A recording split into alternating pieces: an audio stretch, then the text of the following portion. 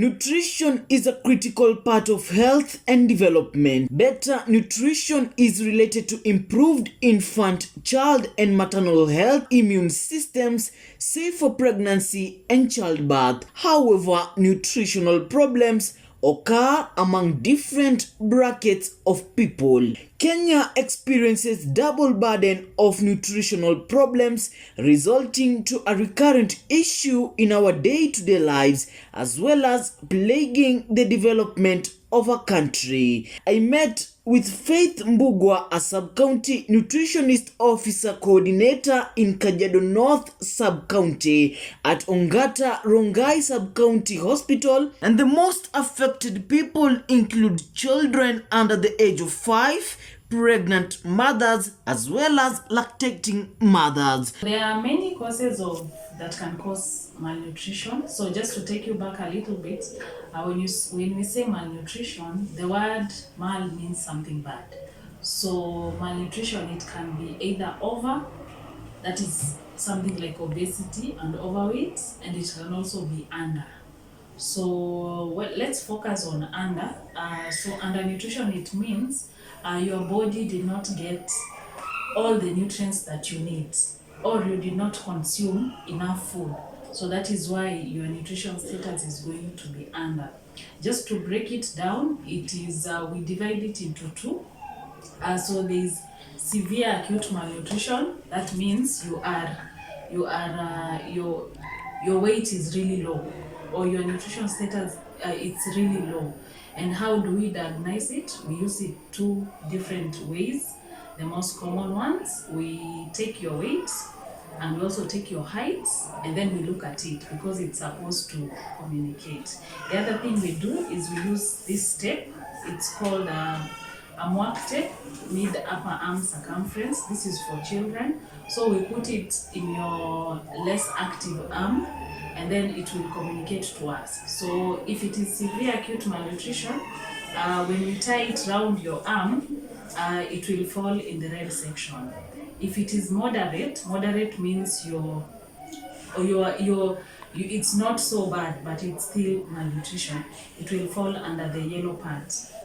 And then if you're okay, it will fall in the green section. So either way, where the patient falls, there's a way we treat each kind of malnutrition separately. So that is one way of diagnosing malnutrition. So the two groups that are most vulnerable in terms of nutrition are the children under 5 years and the pregnant and lactating women. Nonetheless, the key drivers of child undernutrition include disease and poor diets due to food insecurity, insufficient care practices, and harmful social norms. In addition to that, the three nutritional status indicators used are stunting, wasting, and underweight, with an overall prevalence of 36%, 6%, and 27% respectively. Faith Mbugwa highlights more. Currently, what we are experiencing as a country and also as a county, Kajiado County. So we can see from the previous droughts, we can see that it has really affected our people in terms of nutrition. So if you look at, maybe just to take you back, in Kenya, there's a survey that was conducted. It's called the Kenya Demographic Health Survey. So through that survey, they were able to collect some nutrition indicators. You can see from the survey, in Kenya, we could see around only 80% of children who are exclusively breastfed. And then now in terms of measuring their nutrition status, around 18% of the, if we look at wasting is how is your weight proportionate to your height. So Kenya showed around 5% of all children are wasted. This is malnutrition. And around 3% who are just overweight. If I can narrow it down to Kajiado County, we also conducted a survey recently. We just concluded last month. It's called the SMART survey. And from that, it showed us, at least from efforts that we have made, even specifically in Kajiado North, around 80% of all these children, first who are born and are less than 6 months, are exclusively breastfed. So that is a plus, because this is what we want to see. But we do not want just 80%. We want 100%, if possible, that all children who are born between the day they are born and to when they are 6 months, they are able to be breastfed exclusively. Look at things like, how are these children fed? Because we just don't say you feed. So we look at how are they being fed. We've taught mothers in our hospitals. There are these food groups for children that they're supposed to be given. There are 8 in total, including breast milk. So out of those 8 food groups, this child is supposed to take 5 out of the 8 food groups in a day, from morning until evening. That is okay. But from the survey that we did, even just here in Kajiado North, that the children who are getting the correct number of foods in a day, it was only around 50%. So there's this amount of the type of foods that you're supposed to consume during the day, and then how many times in a day. So how many times in a day? Again, around 70% of children. So if we combine the two, for me to say that this child between maybe 6 and 23 months was given the right nutrition, all those children only amounted to only 30% of these children. So we have this very big number, again like 70% of children who are now not being fed the right way. And from not feeding the right way, especially like stunting, this child did not grow the way they are supposed to. So what is likely to happen? It affects even the brain development. So when they grow, they will not reach their full potential. So these are the same people we are expecting to work in future. Since undernutrition is a primary health problem, it stems primarily from the social and economic inequalities as seen from different people, thereby hindering the development of a country. You are malnourished. I take a case of an example of a child. So your child, and this time your child, I mean a child below 5 years. So this child is malnourished. So the moment somebody is malnourished, it means their immunity is low. So immunity being low means that this child is prone to diseases. Every now and then the child is prone to diseases. So what happens? So the child is prone to diseases, maybe the child falls ill and then needs to be taken to the hospital. So the caregiver, maybe it's the mother or the father, will take this child to the hospital. So it means if that mother is working or that father is working that day, that mother will not go to work. So there's an impact there on their productivity. Number 2, this child will come to the hospital. We will give the child drugs. That is, in terms of drugs, there was an investment there to buy drugs and everything.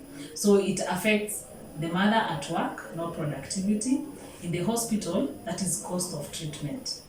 So that is one way it affects. Maybe the child was going to school. That day that child is not go to school. There will be an impact in the education sector of that child being absent from school that day. So I think there was a study done and it showed around, I think 300 billion is lost due to malnutrition.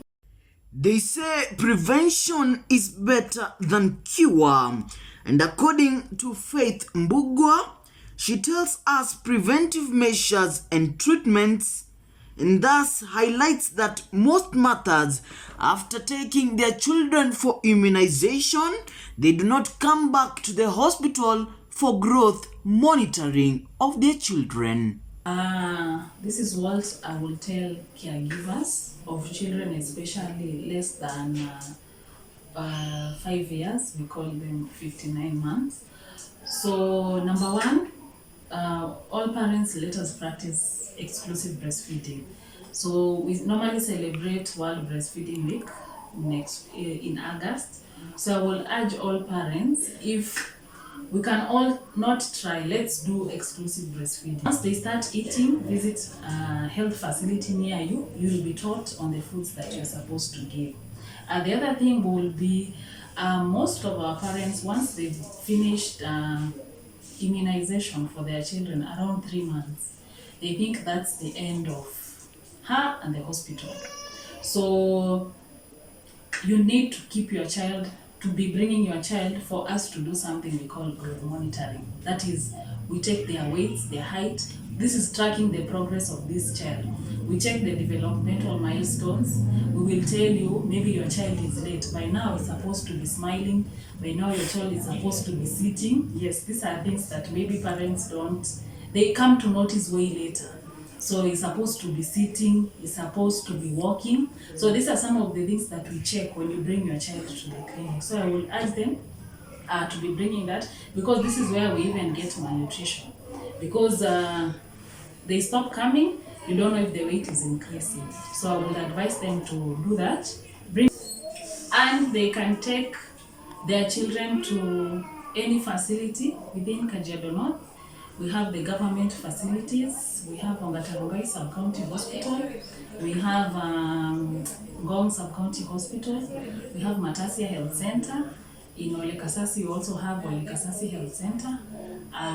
We have Bulbul Dispensary, and we have Gataka Dispensary.